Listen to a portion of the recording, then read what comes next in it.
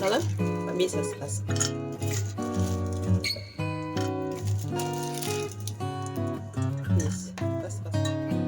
Енді аздап су құям. Аздап су құямда.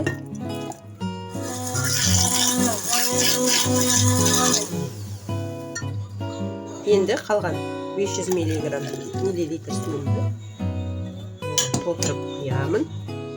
Гвоздика салам. Корица саламыз. Негізі бадьян салу керек. Менің балдарым бадьянды ұнатпайтын болғандықтан мен бадьянды салмаймын. Сіздер бадьян салсаңыздар болады. Отты жақ, отты басын қарап кішкене шайымды қойып қайнатып аламын.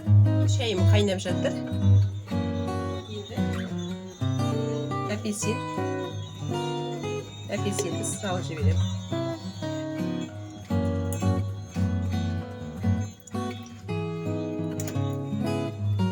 Апельсинімді салдым. Енді мен 500 миллилитр салқын су құямын. Сіздер ыссы су құйсаңыздар болады. Ал мен балдыршықтымыздар қатты ыстық ішпейтін болғандықтан 500 миллилитр салқын су құямын. Енді 3 ас қасық балымды саламын. Менікі сары облепиха болғандықтан, бұл ащы облепиха түріне жатады. Сондықтан оған балды көп қосқанды қажет етеді. 1 литр суға 3-4 қасық салуға болады.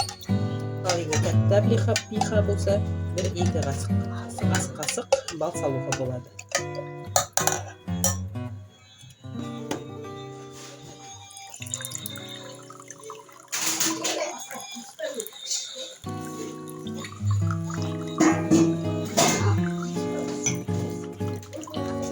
Жаңа ағасын балдарым береді. Қалай дәм? Күшті. Дәмі қалай?